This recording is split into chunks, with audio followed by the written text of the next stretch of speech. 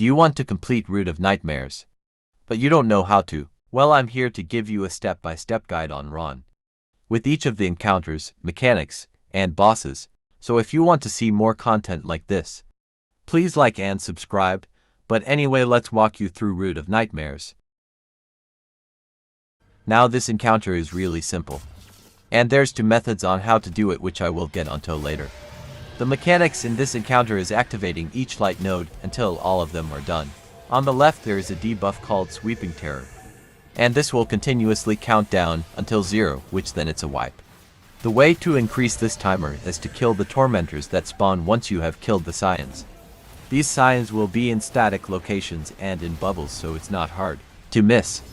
The tormentors have chunky health, so I would advise bringing some high damage weapons like snipers, shotguns or machine guns to kill them. Once the scions have been killed, they will either spawn on the left, inner or right, outer side of the room, and on the opposite side is a barrier champion. So I would also bring something that is anti-barrier as well. For the nodes, here is a map with all of the locations on the nodes, tormentors and scion spawns. So pause if needed. After the 4th node has been activated on any sector, the bubble will change to get the light buff. This bubble will enable to see and activate the next node, which is pointed to by the last node activated. Sometimes it may glitch and reset to the beginning, but your progress won't, so if you can't find the next bubble, look at the beginning as it may be there. Now onto the method. There are 2 methods you can use that utilize you and your team splitting into 2 teams. First method is to split into 2 teams of 2 and 4. 2 people activating the nodes and the 4 others clearing, killing scions and tormentors. The way you activate the nodes on this method is for both of you to stand in the bubble and wait for the first person to go and activate the first node. Then you shoot the bubble node and go to the 3rd one, and so on. The second method is to split into 2 teams of 1 and 5. One person activates the nodes and the rest I'd clear and kill tormentors and scions. The best way to do it on either method is to kill the first 2 scions, and hold back on killing the tormentor and kill it when the timer is under 10 seconds. So it's less tormentors and scions to kill. This encounter is basically the same as first encounter, so this part of the video won't be long. There is still light orbs on the right side, but a darkness orb will be on the left. Both orbs have the same mechanics as first encounter. The only extra thing is that there is 3 different levels and lifts to boost you across. Usually these lifts are quite buggy, so it's better worth to use an eager edge sword to get across. Here is a map on each of the locations, and again pause if needed. Now you will have to go across each side to activate each node. And here is the pattern of it. You start at 1 and go across 1 time. Then you go back across and shoot the node on the first side. Then back over to the other side and repeat for both sides. After this part there is a similar section with the light and dark nodes. Do that to open the door. This part is extremely easy.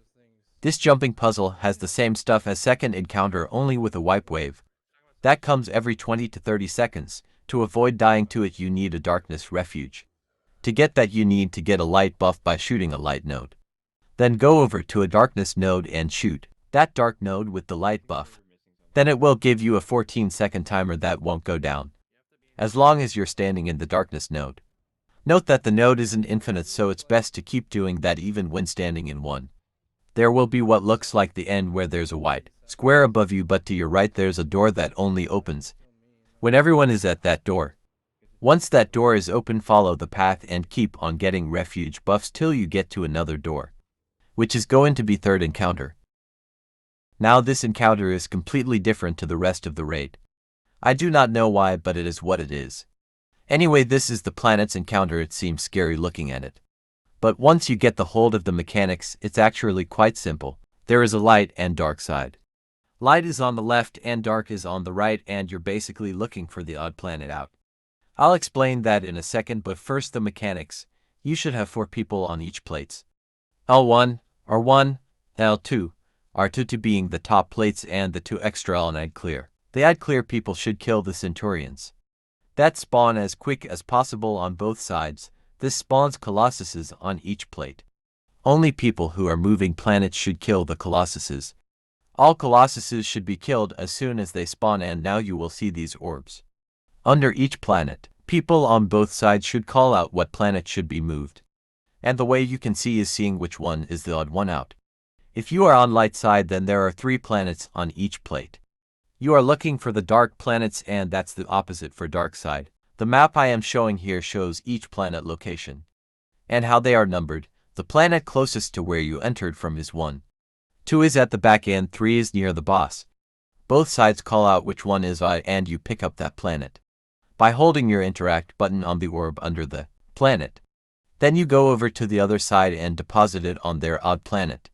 So for example, if it's left 1 and right 3, left side would pick up their odd planet, in this case it's 1, and bring it over to number 3. And on the right side they bring 3 over to 1. Basically you are just moving or replacing planets. Make sure once you have moved them you go back to your original plate. Once this is done, kill the next set of colossus and look at your side of the planets, as they should all be glowing the same color. If this is the case, you now look at the middle and see what planets are glowing and what they are glowing as. There will be 3 planets that glow under 3 plates, which you move the corresponding planets to those plates and then damage starts. Just before damage starts, the boss will glow either light or dark. If he glows light, then you go to the light plate, and so on. Damage is pretty self-explanatory. This encounter is the same as the past few encounters, with the light and dark buffs. So I won't explain them again, but so many things are important to note here. To stop his wipe mechanic, you need a light or dark refuge. Someone needs to shoot his shoulders and he will glow either light or dark. That shows you which refuge you need. Additionally, you will need a gaze shooter on your team. Estorickk will lock onto both of the runners and basically do the same void push thing as Scions do. So to do this you have to shoot his chest. I made this mistake originally, but the colossuses that spawn are free to kill as you won't get any buffs from them. Damage is also kinda weird at time, as Estorickk is supposed to suppress you like tormentors do.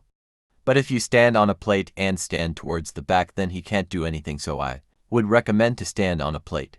Also a well is really good for this, as he can still damage you from there.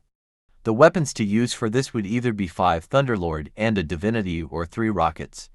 Jallarhorn and Divinity all work really well.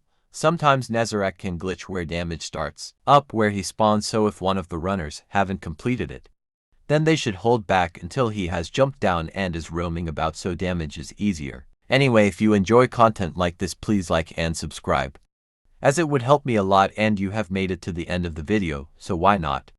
Good luck completing run, and I hope you get the exotic.